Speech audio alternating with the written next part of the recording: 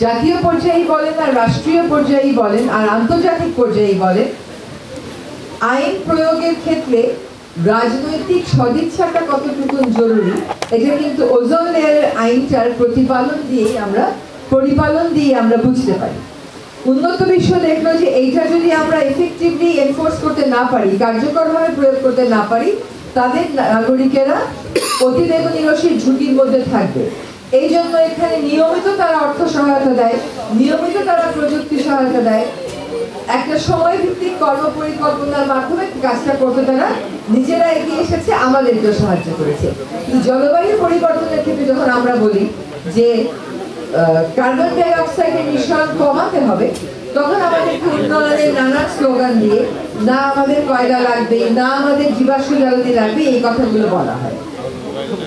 ফলে যখন গ্লোবাল স্ট্যান্ডার্ডের কথা আসে আমরা খুব খুশি যে ওজোন লেয়ারটা একটা ইতিবাচক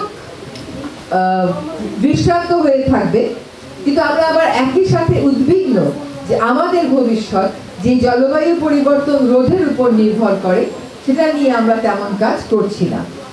ওজোন লেয়ারে দেখবেন বিশ্বের এমন কোনো রাষ্ট্র নেই যেটা স্বাক্ষর করে নাই। এটাকে বলে ইউনিভার্সালিটি বা সার্বজনীনতার দিক থেকে বিশ্বের একটা অন্যতম ভালো দৃষ্টান্ত। সকল রাষ্ট্র এখানে স্বাক্ষর করেছে। আবার যদি জলবায়ু পরিবর্তনে যান, সেখানে আমরা দেখব যে সকল রকমের বৈজ্ঞানিক তথ্য উপাত্ত থাকা সত্ত্বেও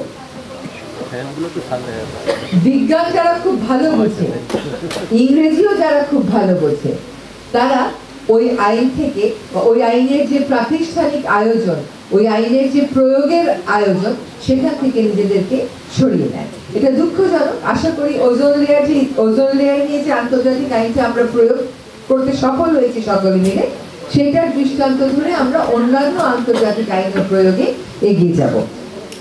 আমাদের উন্নয়ন সহযোগী প্রতিষ্ঠানকে ধন্যবাদ যারা আমাদেরকে সহায়তা দিয়েছেন ওজোন লেয়ার ক্ষতি করে এমন বিভিন্ন সাবস্টেন্সকে অ্যাড্রেস করে কাজ করবার জন্য প্রকল্প নিতে এবং বাস্তবায়ন করতে। পরিবেশ অধিদপ্তরের সকল সহকর্মীকে ধন্যবাদ, কারণ তারা এই কাজটা রিলিজিয়াসলি করতে পেরেছে, কারণ অ্যাডিকুয়েট ফ্লো অফ ফান্ডও ছিল এবং টেকনোলজিক্যাল অ্যাসিস্ট্যান্সও ছিল। ফলে আমরা একটা সুখবর আজকে আপনাদেরকে দিতে পেরেছি।